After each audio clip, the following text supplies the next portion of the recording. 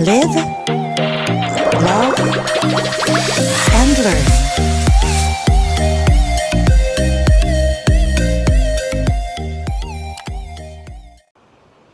Welcome to Live, Love, and Learn with Mommy Isa. Natapos na po nating talakayin kung ano nga ba ang Down Syndrome or Trisomy 21. Na-share ko na rin po sa inyo kung ano-ano yung mga palatandaan o markers ng isang may batang ganitong klaseng genetic disorder.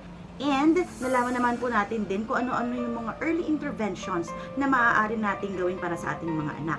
So this time naman po, our topic is all about health issues or common health issues na nai-experience sa mga batang may Down syndrome. Kadalasan po ng mga babies na sinisilang na may Down syndrome, anak ay malaki ang risk na magkaroon ng mga certain health problems. But it doesn't mean na lahat po ng mga bata na may Down syndrome ay pare-pareho ng mga health issues. Iba-iba po yung mga experience nila. Ang iba ay mild, meron din naman mga severe cases.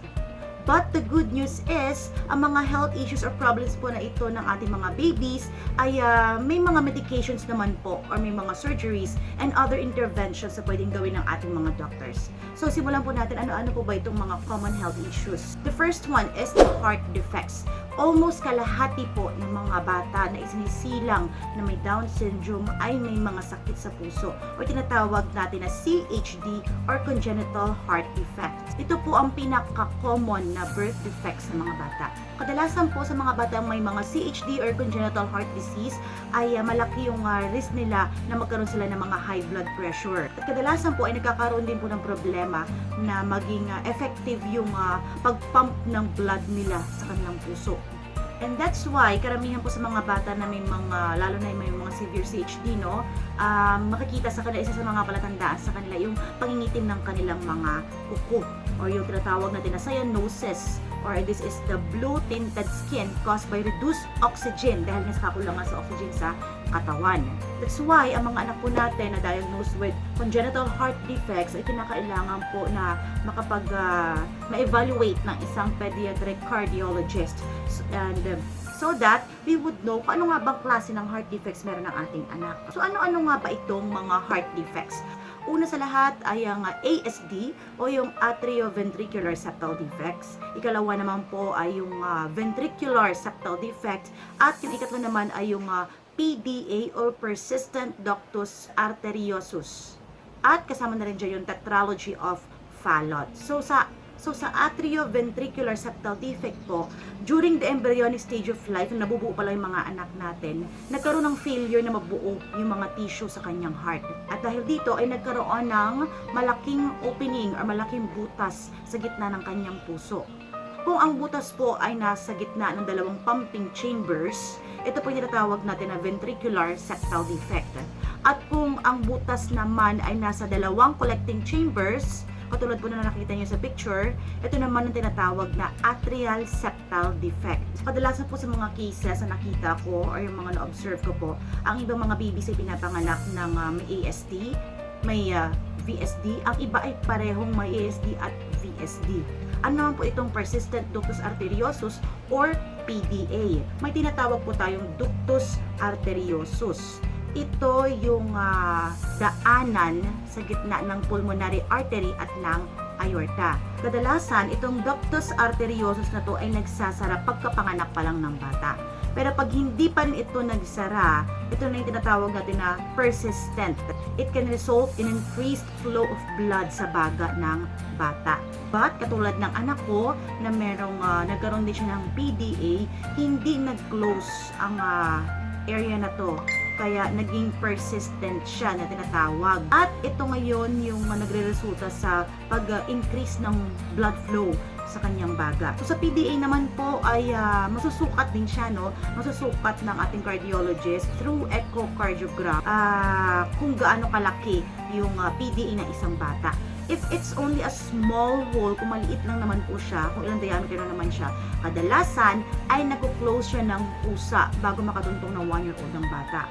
Pero pag hindi talaga siya nagsara, it may cause a problem sa bata. That's why, ang iba sa kanila ay pinapa-operahan para lang mag-close yung kanilang PDA. And I really thank God na sa anak ko po after a year na mabigyan siya ng medicine at mapatingnan po namin siya ulit. We're very thankful na nagsara na po yung PDA ng aking anak. So ano po ba itong tetralogy of Fallot? Ito ay isang rare condition na sanhi naman ng pinagsama-samang 4 heart defects na makikita nung pagkapanganak pa lang ng bata. So itong mga defects na to na nakakaapekto sa structure ng heart nila, it can cause oxygen poor blood to flow out the heart and to the rest of the body. So magkakaroon ng abnormality sa circulation po ng blood nila. That's why kinakailangan din po mag-treat o mag-undergo ng surgery itong may mga cases ng tetralogy of Fallot. Ang sumunod naman po nating common health problems ng mga batang may Down syndrome ay ang vision problems or eye problems. So, almost half actually ng mga bata na pinapanganak ng may Down syndrome ay may problema sa kanilang paningin. Ang iba ay pagkapanganak pa lang ay makikita agad ng problema sa kanilang mata. Ang iba naman ay nade-develop habang sila ay lumalaki. Kung kaya siguro may nanonotice kayo po na ibang mga bata na may Down syndrome na bata pa lang ay they are already wearing eyeglasses. So ano-ano po ba itong iba't ibang mga eye problems ng mga batang may Down syndrome? So lahat po ng mga individual na may Down syndrome ay may high risk na magkaroon ng visual or eye problems. But kung madidiscover ito ng maaga, kung makikita agad o may pakonsulta natin ng maaga sa mga ophthalmologist, ay malaki ang chances na maayos po sila o matreat po sila. The first one is the refractive errors. So sa refractive errors ay meron po tayong mga iba't ibang halimbawa nito tulad ng myopia or nearsightedness, hyperopia or farsightedness at yung tinatawag na astigmatism. That's why yung iba po sa mga children po natin, ibang mga kabataan po natin ay kinakailangan na gumamit ng glasses at magkaroon ng proper assessment so that habang bata pa ay ma-deal na kung ano yung magiging problema nila sa kanilang vision. Ang mga refractive errors po na ito ay maaaring ma-develop habang bata pa siya or later on pwede rin ma-develop sa kanila kung kaya't maganda na annually ay nagpapatingin po tayo sa ating pediatric ophthalmologist. Sumunod naman po na eye problem ay yung tinatawag natin na strabismus. So, sa strabismus naman po, usually 20 to 60% of kids with Down syndrome ang nagkakaroon po nito. So, nagkakaroon ng misalignment sa kanilang mga mata. May dalawang klaseng strabismus. Una yung esotropia na kung saan yung isang mata po nila ay nakadrift in sa loob at yung isa naman yung exotropia, nakadrift out naman yung mata nila. So, kadalasan sa mga batang may strabismus, sila po yung nangangailangan ng mga eyeglasses or may yung iba naman na nag-undergo ng patching or ang tawag natin ay eye muscle surgery. Ang iba naman ng mga parents since medyo may kamahalan syempre ang mga operation na to, so hindi lahat nakakapagpagamot ng strabismus. Ang iba hinahayaan na lang nila, but those talaga na gusto talaga na maayos yung sight ng kanilang anak, maging pantay talaga, so ang iba pinapa-opera po nila. Sumunod ay ang keratoconus. Keratoconus, this is the cone-shaped distortion of the cornea. So 30% po ng mga batang may Down syndrome ay nakaka-experience ng keratoconus. Nadidiagnose siya during or around puberty at from there kailangan na ma-monitor sila regularly. Kadalasan nagsa-start yung keratoconus through blurred vision or malabo yung paningin, tapos luminipis yung cornea nila, and then nagkakaroon din ng corneal haze. Kung ang isang bata ay na-diagnose ng keratoconus, huwag na huwag po dapat itong irarabo. Iwasan po natin ng irab kasi lalo po siyang lalala. Ang sumunod naman ay ang cataracts. So actually, this is very common din, hindi lang sa mga bata, pati sa matatanda, at hindi lamang sa may mga Down syndrome, kundi napakaraming cases po sa buong mundo ang nagkakaroon ng cataracts. So meron tayong congenital cataracts, meron ding acquired cataracts. Usually, nakikita natin ito agad sa mata ng mga tao kasi medyo may white spot siya o parang may cloudy spot sa mata ng tao. And kapag hindi siya na-treat, if left untreated, kadalasan ito ay lumalala, kumakalat. Kaya kailangan matreat din ng isang bata o isang tao na merong cataract. Ang sumunod naman po na ay problem natin ay tinatawag na glaucoma. Paniguradong iba sa inyo ay familiar na, no? Ito ay isang kondisyon na nadudulot ng pagkasira ng mga optic nerves ng ating mga mata. So, madalas na naiugnay ito sa pagtaas ng presyon sa loob ng ating mata. Kapag tumaas ang presyon na yan, nasisira nito ang mga optic nerves. Ang mga optic nerves na ito po ang nagdadala ng mga images sa ating utak. Kaya kapag nagpatuloy na tumaas yung presyon sa loob ng ating mata at hindi ito maagapan, pwede itong magresulta sa pagkabulag. Kung ang bata ay pinanganak na may sakit na glaucoma sa kanyang mata, kinakailangan na matreat din po ito. Ang sumunod naman ay tinatawag natin na blepharitis. This is the inflammation o pamamaga ng mga eyelids or sa pilik mata banda ng ating mga anak na namumula siya at parang nagkakaroon ng crusts or scabs na parang kulitin or parang muta na nanigas sa paligid ng mata, no? Lalong-lalo na sa may lashes. Yan. So, kinakailangan na matreat ito with eyelid hygiene and topical antibiotics para po maalis tong blepharitis. Pero syempre, hindi tayo basta-basta gagamit ng mga gamot. Kailangan magpakonsulta tayo ng maayos. Sumunod naman po yung tearing. This is the excessive tears or watering of the eyes because of the drainage channels are blocked or narrow. So last time na pumunta kami sa ophthalmologist ng aking anak, ay pinacheck din namin yung kanyang mata. And yun nga yung pinakonsult ko, no? Sabi ko, bakit parating nagluluha yung anak ko, si Zaya, bakit siya parating may tears? So tinuruan ako ngayon ng ophthalmologist kung paano yung tamang paghilot sa para ma-unclog yung block na tear duct niya, yung drainage channel niya.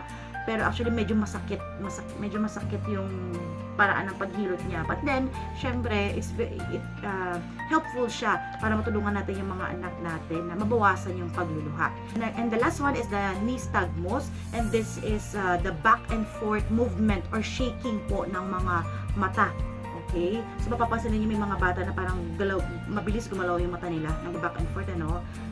Kapag ganun po nangyari, tinatawag po natin yan nystagmus. Okay? So, it can affect their vision. Ang iba naman na mild lang. Ang iba naman ay medyo malala. So, kailangan patingnan din po natin sila. Punta naman tayo ngayon sa hearing loss. So, up to 3/4 of children with Down syndrome have some hearing loss. For sure, lahat naman ng mga baby sa pinanganak dito, no, ay nakapag-undergo na ng hearing test. Very important siya, lalong-lalo na sa mga baby sa may Down syndrome kasi malaki rin yung risk na pagkakaroon ng hearing loss ng ating mga anak na may ganitong disorder. Karamihan din sa mga bata na may mga Down syndrome ay may malaking risk din na magkaroon ng mga inherited hearing problems. Nagkakaroon din sila ng mga ear infections, kung kaya kinakailangan mapacheck naman natin sa ENT ang ating mga anak para ma-ensure na maayos ang kanilang hearing. Yan. So, very important po ang screen hearing, lalong-lalo na sa mga bagong panganak, sa mga infants, at sa mga tao na may mga developmental disabilities. Para po ma-determine natin ang status ng kanilang pandinig, lalong-lalo na yung pag-function ng kanilang tenga. The next health problem naman po ay mga infections. So, kadalasan, karamihan sa mga babies na may mga Down syndrome, usually ay mahina po ang kanilang immune system. That's why malaki-laki yung chances or high risk nila na maka-acquire ng mga infections. Pero kung ma-detect naman earlier at na makikita ang kanilang mga infections, syempre, mas matitreat po ito agad. Dahil nga sa mahina ang immune system ng ating mga anak na may mga Down syndrome, ang pinakamalaking infection na kadalasan nilang na-acquire ay ang pneumonia or pulmonya. Pneumonia is a lung infection that affects the air sacs at the end of the airways. Ilan sa mga simptomas ng pulmonya sa mga kabataan ay ang pag-ubo, mabilis at hirap na paghinga, grunting, chest retractions or inward movement of chest wall when child breathes in, nasal flaring. Sa ibang mga kabataan naman nakakaranas sila ng chest pains or shortness of breath. Ang sumunod naman po ay tinatawag na hypothyroidism, and it all starts with the thyroid gland ng isang tao, no? So, itong thyroid na to, siya yung bumubuo ng mga hormones sa katawan natin para ma-regulate yung ating temperature and energy. So, sa mga tao po na sa mga bata po na may mga hypothyroidism, sinasabi daw po na nagkakaroon sila ng mabagal na pag-iisip at gayon din ang tibok ng kanilang puso. Hirap din sila sa pagdumi at ang iba sa kanila ay mabilis tumaba kahit hindi malakas kumain. Tapos, madalas din silang ginawin or madalas silang lamigin, may pagkaantukin daw ang may mga hypothyroidism at maaari ring mamaga ang paligid ng kanilang mga mata at mamanas. Kadalasan sa ating mga babies, lalong-lalo na sa may mga developmental delays, lalong-lalo na sa mga batang may Down syndrome ay we are referred to thyroid function test na kailangan yung mga anak natin na mag-undergo dito so that ma-determine natin kung yung thyroid nila ay nagfa-function ng maayos. Kasi kung hindi, malaki yung chances na magkaroon sila ng hypothyroidism at kinakailangan itong matreat agad. Dapat po ay yearly ay merong thyroid test ang mga anak natin para sigurado tayo na maayos ang magiging growth nila. So this is the part 1 of our episode about the common health issues ng mga bata may mga Down syndrome. Thank you so much for watching, and please don't forget to like this video, subscribe, and ring the notification bell so that you can be updated sa mga susunod pa nating mga videos. Thank you so much for being with us. Bye! Live, love,